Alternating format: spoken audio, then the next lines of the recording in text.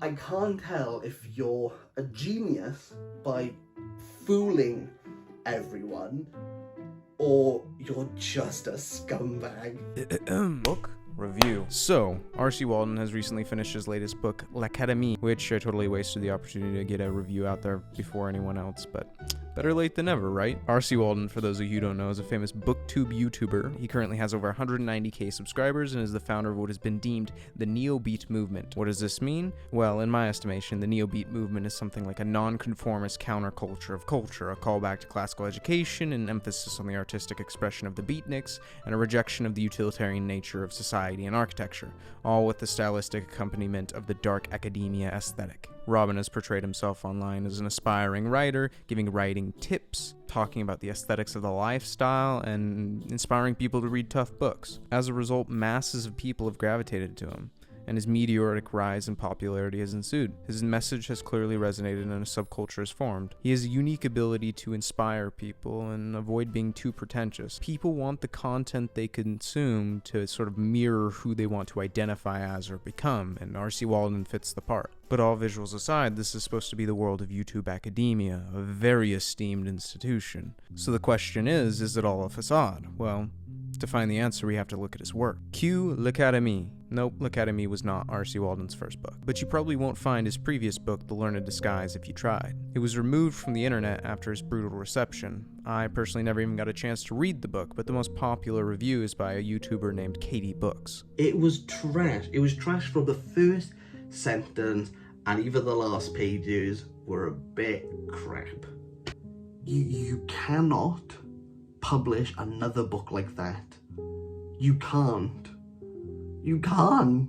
It's not even like credible. It's like it's beyond. It's beyond. And that's why I'm giving it a 0 out of 10. Katie Books, however, is not where the criticism stopped.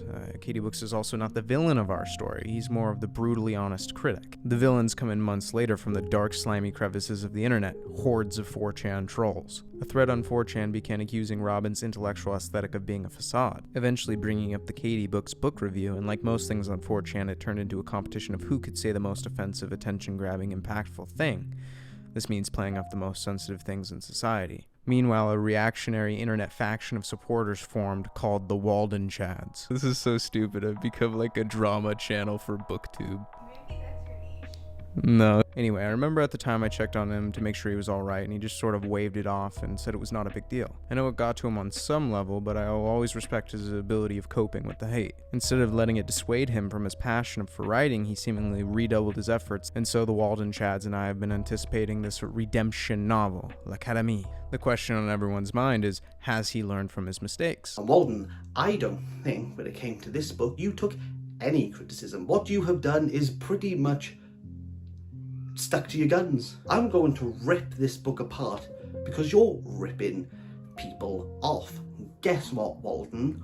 Once is a mistake. Twice is a pattern. I can't tell if you're a genius by fooling everyone or you're just a scumbag. This just laughs in the face of literature.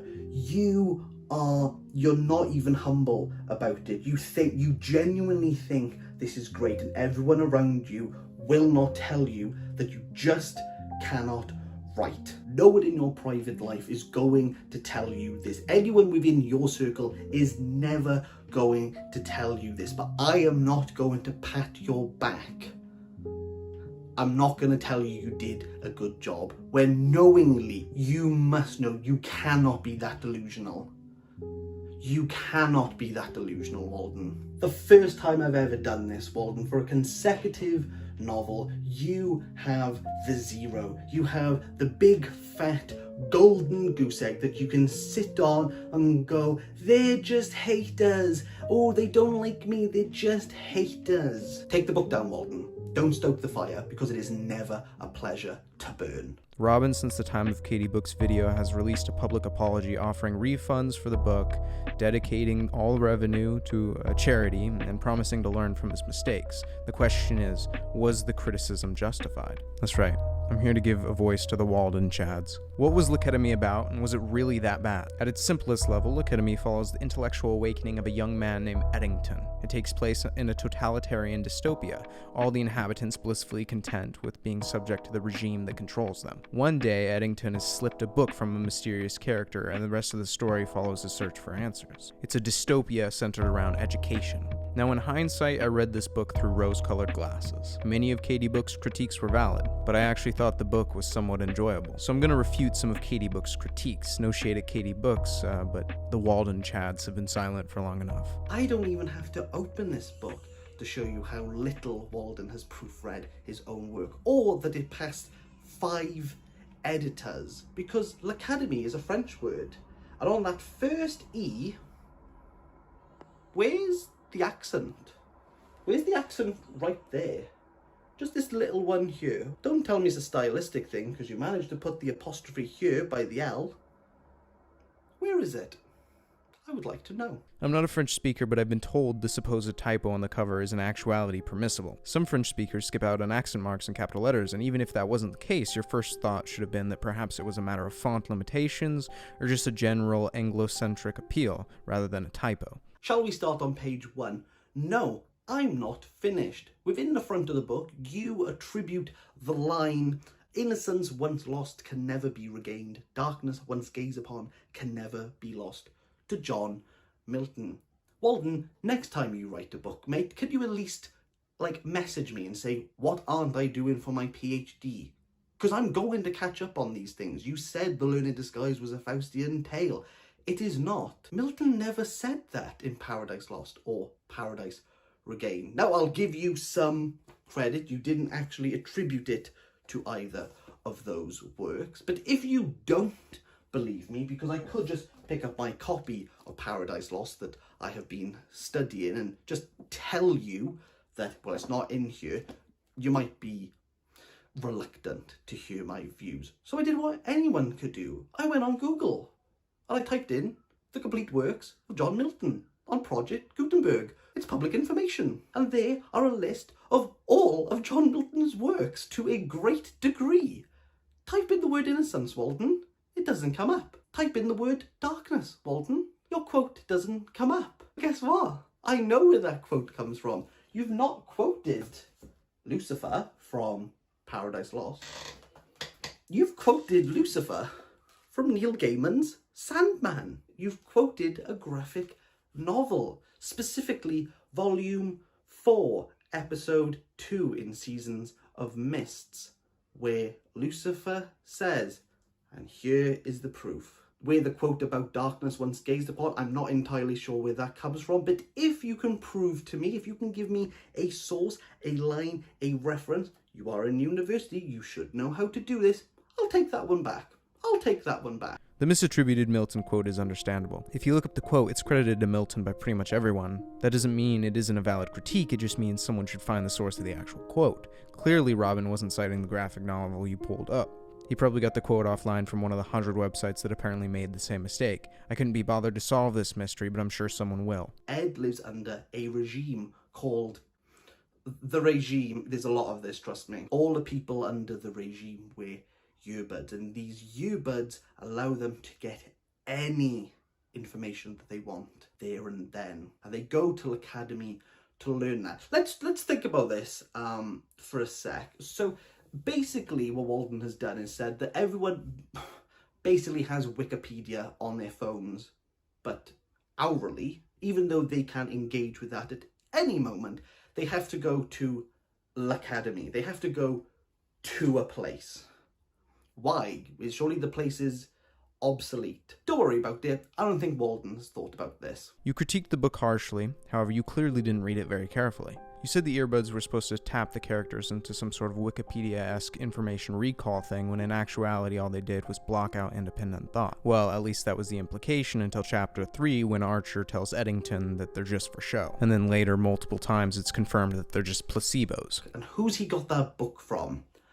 Archer. Archer turns out to be a double agent in the end. Yeah, that's all I'm going to say about that. Archer's only real purpose, apart from some interactions towards the end is there to give Ed a book. You also described Archer as merely a double agent, when he's also Eddington's dad. A very predictable detail, but significant nonetheless. Now, I could continue to nitpick, but at the end of the day, yes, the book had flaws. I'm only going so easy on Robin because the outrage was so excessive. The real criticism should be on his editors, who clearly ripped him off. There were several grammatical errors in this book, and the strange use of apostrophes in the dialogue threw me off, and the message was a bit muddled. But I think, to be fair to Waldun, the book's theme is consistent with his public persona. I don't think the basic theme is necessarily read books, or that books are a better conveyor of information like Katie Books thought. In my estimation, it's a criticism of the utilitarian, conformist education system we have. So I took this book to be right on brand, consistent with his whole channel, a callback to the humanities, to the classics, to human expression and ideas, to educate one on how to understand the human condition and live well, rather than education for a utilitarian function. That's right, I'm unironically claiming that this is a critique of capitalism in a way. I know there's one Waldun reader there thinking, yeah, he's critiquing the economy and capitalism. No, I just don't think he knows what he's talking about and can't plot a story. This regime style of education dissuades a passion of learning, and that's the whole reason I think Robin is blown up in the first place. He describes books like they're drugs, mind-altering substances, a potential paradigm shift on pages. And I think that's spot on. That's exactly what Robin has been selling in the form of his channel, and people are very eagerly buying in. So why are we so angry at him for profiting off of it in literary form? Because his editors really sucked? In actuality, the harsh criticism is in large part due to the fact that thousands of viewers are naive enough to buy into his persona in its extremity. Some of your expectations are outlandish. Robin is a 20-year-old kid, one of the nicest guys in the world, not the foremost expert on literature. A lot of authors' first books never see the light of day, but this platform he has been given has allowed him to publish his books. You have to judge this book in that context. A lot of writers' first books are complete trash. Beyond that, there's a large reactionary group of critics who know that Robin isn't the absolute writing expert that his public persona implies. Thus, we have countless allegations of him being conniving or manipulative, trying to make a quick buck, calling him a fraud, a poser, or a liar. That's all ridiculous. He has portrayed himself as an aspiring writer, and that's exactly what he is. There's nothing malevolent or dishonest about it. He's a young author who's passionate and dedicated to his craft, who has potential, and I'm excited to see him succeed. Read his short stories if you need some proof. I too have ambitions to write, but I'm terrified to put anything out there because I'm self-aware and self-critical. Robin has continually inspired me to write. He's tried several times to get me to post snippets of me reading what I've written on videos. He took time to edit some of my absolutely worst work, like several pages worth of work. He went through and edited it. He even posted some of my work on his own website, all the while continually motivating me to improve. I can't help but to feel like the world is doing the opposite for him right now. Robin, you should be absolutely proud for even having the guts to put your work out there. Everyone could use some constructive criticism in their inner circle to help elevate them, so I'm happy and willing to do that. I told you I liked this book, and I did. There are probably some things I would have recommended changing, but you had already printed this book, so I figured my input would have been a little too late. I definitely don't think the hatred is warranted. The world is already toxic enough, so be supportive in the comments. I'm going to give this book a 3 out of 10. There's a lot of room for improvement, but if you're interested in the concept, it's worth the read. Once again, I'm really excited to see where Robin goes from here. By the way, Katie Books, it's all banter, nothing but love. I'll link Katie Books and RC Waldun's YouTube in the description. That's all.